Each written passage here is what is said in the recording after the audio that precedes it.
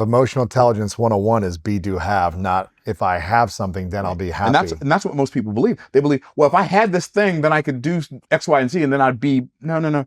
You got it in exactly reverse order. Here's what's really interesting. Being speaks to my identity, right? Who I am.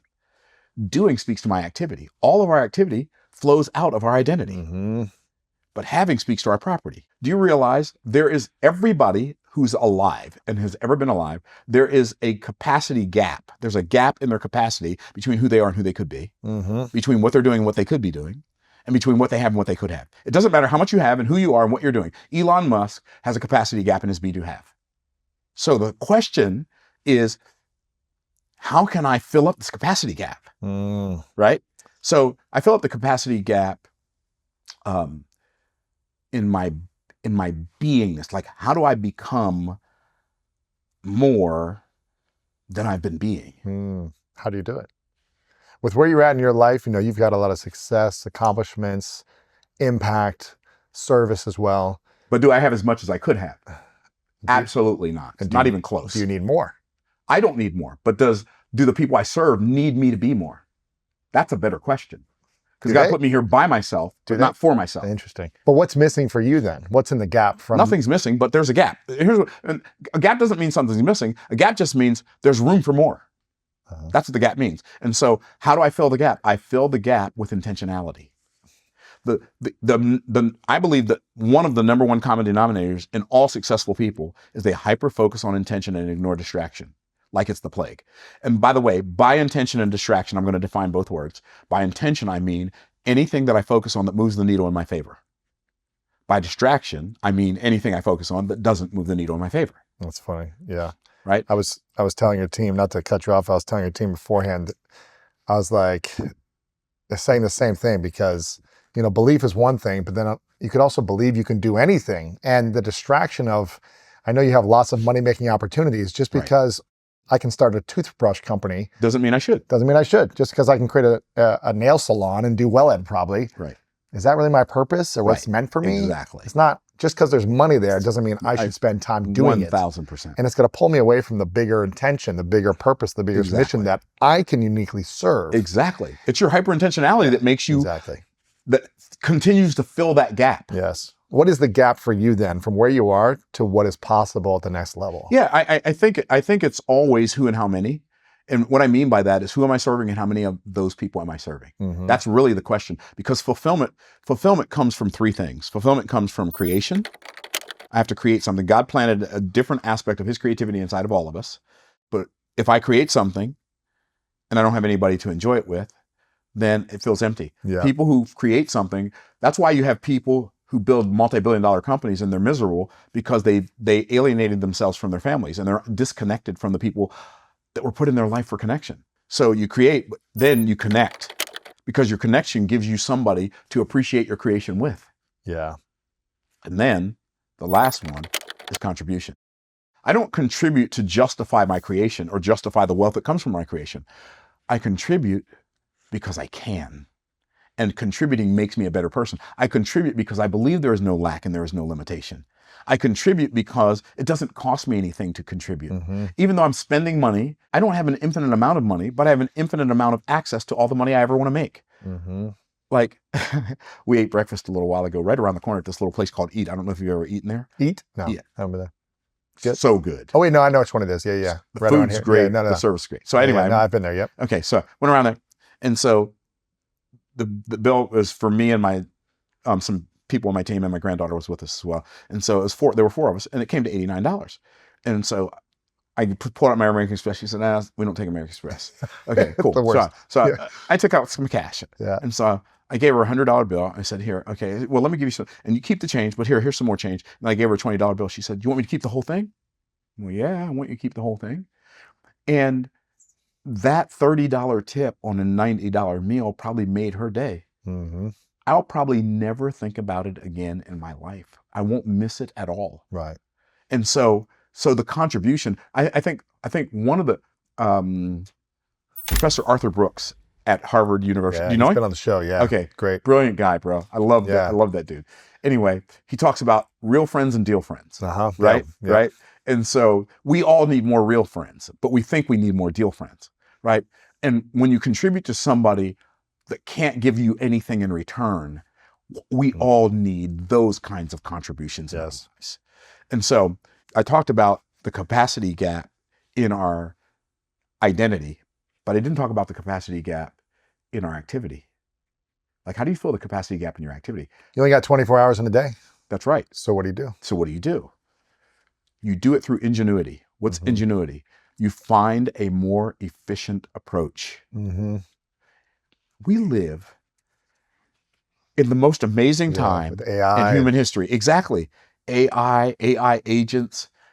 Like, what? We used to have automation as one thing and delegation as another thing. Yeah. Now we have automation that can be delegation, and they have both.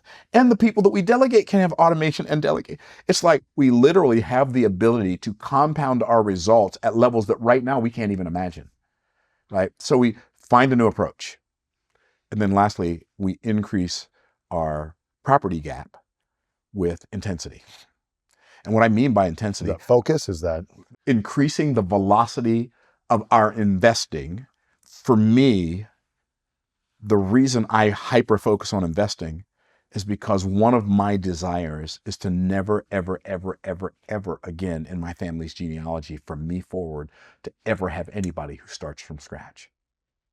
So I'm intentionally investing the wealth for my granddaughter and her children and their children and their children. Yeah. So when they start with a foundation. And I know people believe that if you have money and you raise your children in a wealthy, abundant experience, that it'll ruin them. That's not what ruins them. What ruins them is not teaching them while you're raising them and giving them money. Yes. Right? Give them opportunities to earn money. My daughter is a brilliant, brilliant business person. My son's a brilliant, brilliant business person. They're brilliant in their own right. They're brilliant. They're both more brilliant than I am in so many ways. They can do stuff I don't have any idea how to do. But it's because when they were kids, I didn't give them money. I heard one of my kids say one time, "We're rich." I said, "Y'all ain't rich. I'm rich. Me and your mom are rich. Y'all ain't rich. Y'all just are privileged to live with two rich people." Yeah. Right. But the fact that I gave them opportunities, and you know what? You haven't experienced this yet because your children are still young. But like from age 14 to about 28, you become an idiot. Like, you won't know anything. They will think you are the biggest dodo head that they've ever met. You're the smartest guy ever, and then you're the biggest idiot. And then you become the biggest idiot. And then when they turn 28, you're the smartest guy ever again. You even become smarter than people who they used to use to make you feel like you're an idiot. Right? And it's mind-blowing that my kids, my son or my daughter, neither one of them wanted to work with me for a while. They wanted to go do their own thing. I'm like, "Hey, great, go do your own thing." Yeah. And then they both came and started working with the business, and the business started growing even more. Wow. And now they have their own stuff, but they also work in the business and our family business. And it's an amazing thing. A family business is an amazing thing. That's cool. Yeah. If you've taught them the right way. If you taught them the right way. If they're greedy and if they're this. Right. Or Yeah. And both my son and my daughter are very frugal and very smart with their money. That's cool. Yeah. What is the specific identity that most people need to let go of or allow to die before they can step into true abundance or wealth? Anything that takes God's name in vain. I bet you weren't expecting that answer, were you? No. Right. So what does that mean? So what does vain mean? It means empty. It means waste. Moses asked God when God told him to go to Pharaoh and tell him, "I said, let my people go." He said, "Who shall I say has sent me?"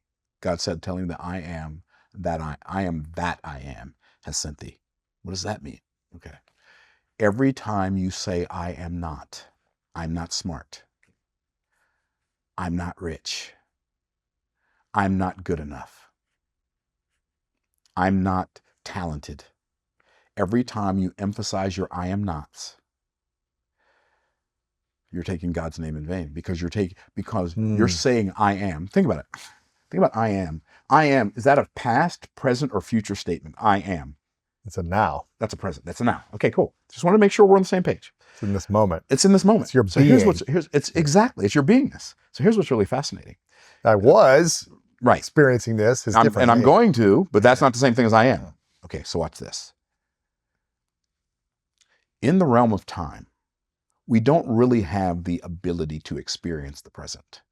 Because as soon as I say now, it becomes then. Next, or right? it becomes the past. Right. Yeah. Right. Exactly. It becomes the past. That's what I mean. As soon as I say now, it becomes then. So it doesn't matter how fast I say now, Yeah. it turns into then. That's got it. Right. As soon as the W gets out of my mouth, it becomes then. Okay. But in eternity, there's no such thing as the past or the future. There's only the present. That's why God is the I am that I am, not the I was that I was or the I will be that I will be. Because God is the forever I am because he lives in the forever now, which is what eternity is. So every time you say I am not, you are taking your limitation of not and infusing it with the power of eternity. No wonder you're stuck. So how does someone learn how to remove the belief that I am not good at something, or I am not beautiful, or I'm not talented, I'm not smart? How do they, when all they see and feel and experience and know around them is that they are not, like their environment, their friends, their situation is reminding them they are lacking? Well, if they're How do they watching, shift? if they're watching the show, they're already shifting. Yeah, of course. Right? Because they're becoming aware of the fact that there's more than they've been aware of in the past. You have exposure, like constant, intense, perpetual exposure to anything shapes you. People who perpetually watch the news are negative because the news is perpetually negative. Yes. I don't watch the news. I don't either. But I don't need to. People say, well, how will you know what's going on in the world? How will you know what's going on around the world? Well, can I ask you a better question than how will I know what's going on in the world? If I can't fix what's going on in my world, what am I going to do about the problems in the world? Amen. People are so focused on stuff that's going on around the world, you can't even pay your light bill. Like, why would somebody listen to you about a world problem?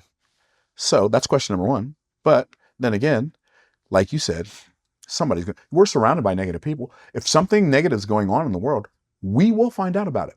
We are surrounded by people who have a media negative news umbilical cord. And it doesn't matter whether it's consistently negative news, CNN, or Slides of Fox News, or always been critical news, ABC.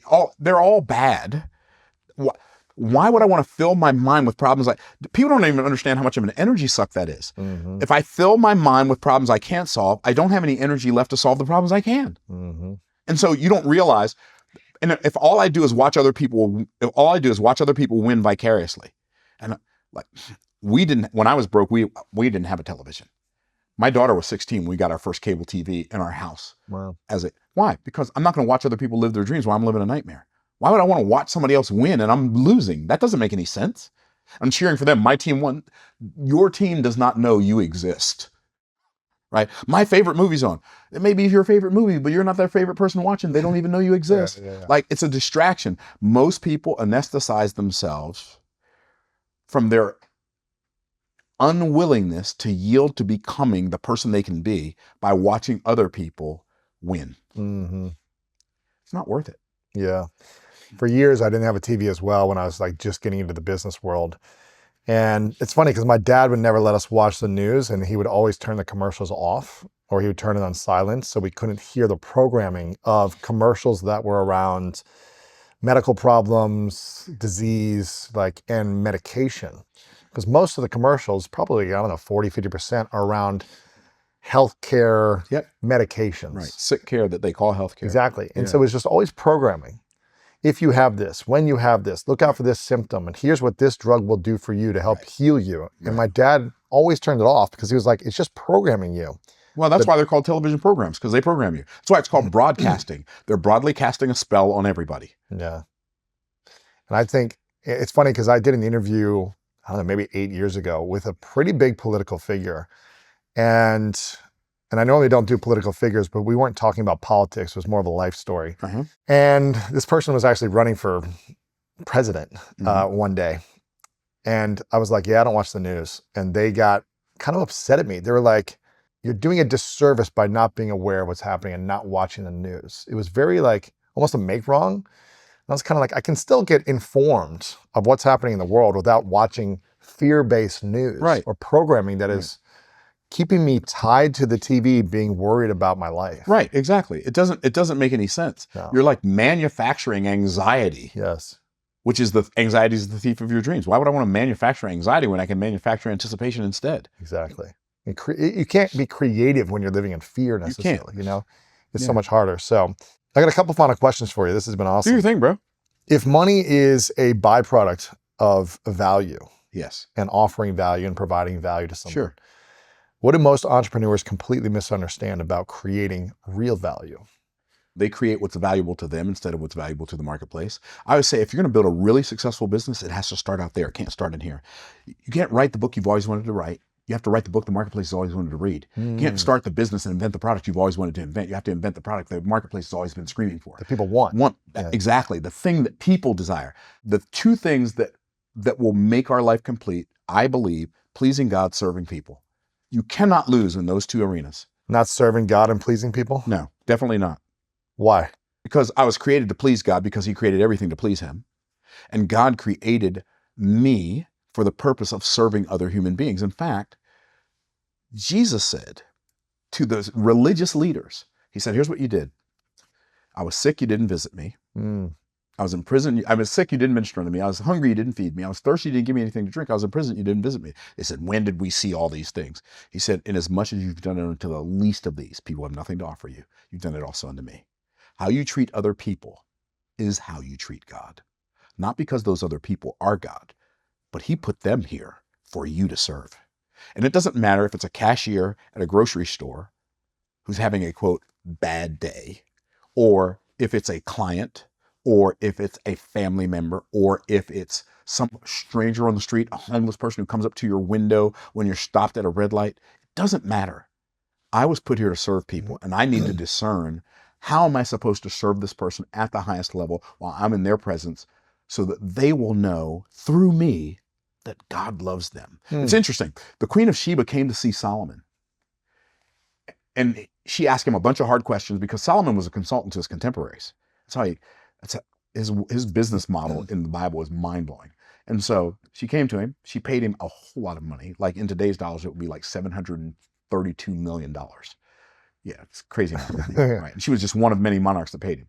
And so when he got done answering all her questions, here's what she said.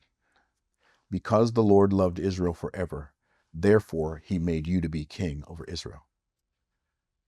Am I willing to live the kind of life that God can demonstrate his love to people through my existence? That's what I mean when I say serve people. Yeah. And it doesn't necessarily mean, for those watching, like if there's a homeless person on drugs coming up to you asking for money, then you have to give them money. You don't have to do that. No, you don't have to do that. No. You can give them something. You can take them. I'll take you over there and buy you something to eat. Yeah. And sometimes, if I'm in a hurry and I don't have time to take them to get something to eat, I'll give them money because I don't know if they're on drugs or not. Maybe they're a disabled vet and they've not been able to get back on their feet. I don't know. Yeah. But if I feel led, if I feel impressed that I should give this person some money, I'm going to give them some money. Yeah. And then I'll let how they used it shake out with them and God later. But I got to do the thing I was put here to do. And that is please God, serve people. Wow. If you could only share 3 lessons on wealth creation and abundance. Yes. From all the lessons you know and all the wisdom and all the experience you have, 3 lessons on wealth creation and abundance. What would those lessons be? I've already shared one. It's easier to make a lot of money in a short period of time than it is to make a little money over a long period of time. Like literally, I believe that deciding to believe that and then deciding to only look for and look at easier ways to make a lot will change your life. So that's 1. 2, this blew my mind. I didn't discover this until 2022. Poor people and middle-class people feel like everything's expensive because they pay for things with money they've exchanged their time for. So they feel like they're paying for everything with their life because they are. Somebody makes $100,000 a year, they buy a $100,000 car, they're asking themselves, is this car worth a year of my life? They buy a $500,000 house, is this worth 5 years of my life plus interest? Wow. Right. But wealthy, creative entrepreneurs, if you want to become wealthy, become a creative entrepreneur. Why? Because we don't pay for things with money we exchange our time for. We pay for things according to our creativity. What does that mean?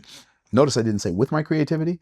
I didn't say from my creativity. I didn't say out of my creativity. Why didn't I say that? Because if I paid for it with my creativity, from my creativity, or out of my creativity, I would have less creativity after I paid for it than I had before I paid for it. But if I pay for it according to my creativity, I can use my creativity to pay for it, and I have no less creativity after I'm done paying for it than I had before I paid for it. For instance, I used to be a trash man. So guess what I did? I wrote a book about my journey and how I went from being the trash man to now becoming the cash man. You know how long ago I wrote that book, Lewis? When? 20 years ago. Wow. You know what? That book that I work. This is work I did 20 years ago. Yeah. Still makes you money today. Made me how much? You want to know how much money that book made me in the last year?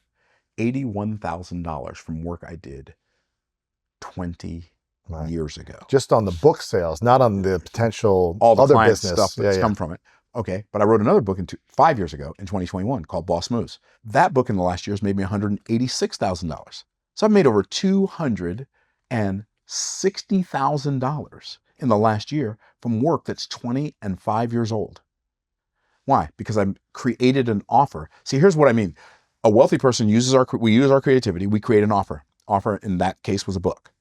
The offer then pays for the thing. So if you're exchanging your time for money, you exchange the time, you get the money. You go buy the car, you don't have the time anymore, you don't have the money anymore. You only have the car. Eventually the car becomes worth nothing, unless it's a classic, right? Okay, watch this. I go into my creativity. I create an asset. I write a book. Do I still have the creativity after I write the book? Yes. I write the book. I sell a book. Do I still have books to sell after I sell the book? Yes. So I still have the creativity. I still have the book. I get the money. If I spend the money, I don't have the money anymore, but do I have another book to sell to replace the money? Yes. So the creativity never runs out. The asset never runs out, and the money never runs out, because if you create the right kind of offer, it's what I call an SRA, a self-replenishing asset. It's one of the greatest wealth lessons I've ever learned in my life. To me, it doesn't matter if I'm buying a pack of Tic Tacs, a pack of gum, or breakfast, or flying across the world on a private jet. It all costs the same amount. How can I say it all costs the same amount? Because I pay for all of it the same way. I pay for it according to my creativity. Anything that I buy, I create an offer to pay for it. Thank you so much for watching this video. If you enjoy this and you want more inspirational content, make sure to click the subscribe button below and click right here to watch what's coming next.